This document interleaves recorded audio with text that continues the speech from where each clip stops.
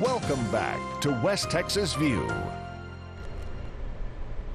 Welcome back to the West Texas View. I'm Johnny Lou Avery, and Loretta Fulton is our acclaimed author, writer, newspaper woman, and we have been talking about last Sunday and this Sunday about writing in general, and then I wanted to talk a little bit more about her book. But before we do, she was talking before the break about research, and that is such an important part of writing, whether you're writing for a story in the newspaper or a story for the book. So continue what you were saying about research. The research part of it is absolutely the key. That's the foundation. Yeah. If you don't have that, I always tell young reporters that great writing cannot mask inadequate reporting or sloppy reporting, research, and that's true whether it's a news story or a book. That is imperative. That's the building blocks come from your research. I did a number of personal interviews, newspapers from the 40s when Virginia opened her practice. I also went to Austin to the Texas Medical Association. I spent a couple of days there in their archives. I have a fabulous archives there, and a woman who helped me, her name is Betsy Tyson. She was very excited about what I was doing, that I was chronicling the first female physician in Abilene, Texas, and telling her story. So she was very helpful to me. I got just a wealth of information from those archives. I went back through the medical journals of the 1940s.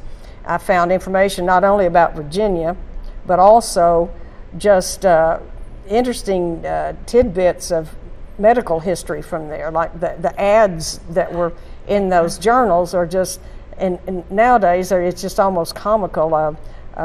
Philip Morris was one of the biggest advertisers in those medical journals with their cigarettes, and so I picked up a lot of bits of medical history from those medical journals that are included. And in here. I know that you learned some of the things that you learned was that in her college there were only 3 women in medical school. That's right. She entered. Virginia graduated from Hardin-Simmons University in Abilene with a bachelor's degree in 1933, and she entered LSU Medical School in September of 1933, and the school had only opened in 1931, and she said that one of the reasons she went there was that it was so new.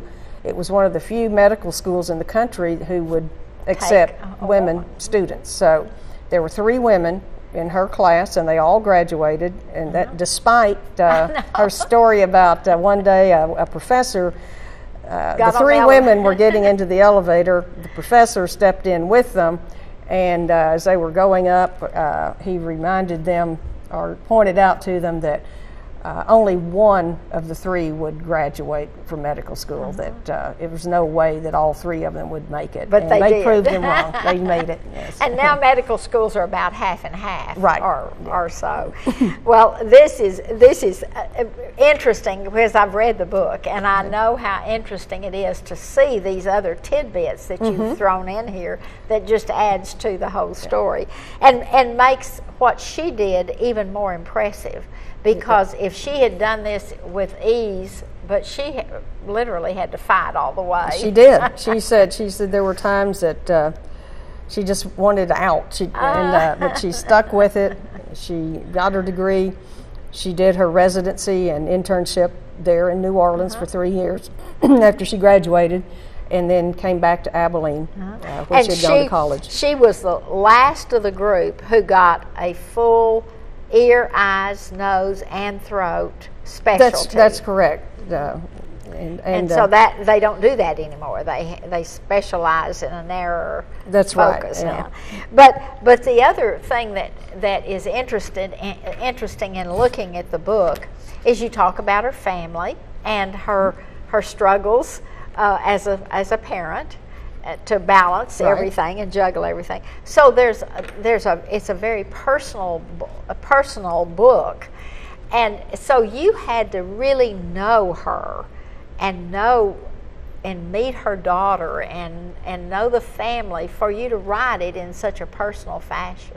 Yes, and of course that was part of the research process. Although I knew Virginia, I did not know her well personally until we got started with this. The very first thing I did, even before I sat down for an interview with her, was I got our packets from our files at the library, and we had a number of thick packets there, not only of her, but her husband, Ed Conley, was elected chairman of the Democratic Party in Texas in 1959. So he was a pretty influential political person. But he was also a very strong businessman with yes, oil he was. He interest held and business Conley Oil interest. Company, and but between the two of them, there was a lot of reading from our newspaper files that I did before I ever interviewed her, and I went through those and got more familiar with her and her history, her family, and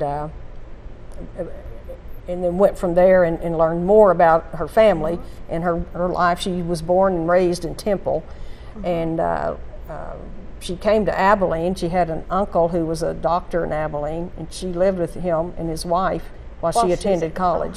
And so I got to know a lot of her family history. And then during the research process, I interviewed a number of her family members. She just has one daughter, but she has a number of other relatives. And friends galore. Oh, yes. Yes. And so once you did the research and you were ready for the process of writing, we don't have a lot of time for this segment, but let's go ahead and start talking about the process. Then you just closeted yourself away for a certain number of hours every day and wrote. I did. As I said earlier, I spent the first year and a half doing nothing but research. And which may seem excessive to some people. No, actually. But then it makes the writing go quickly. If I'd had more time, I would have done even more because there's more to do. But okay, we're going to have to take a break right now. We're going to come back in just a minute and finish this process of the writing of this book, Virginia Conley, MD. And if you want to get a copy of it, you can contact the Texas Star, and that website is running across the screen. So would you hold your thought till we come back after the break? See you in just a minute. Stay tuned. West Texas View will be right back.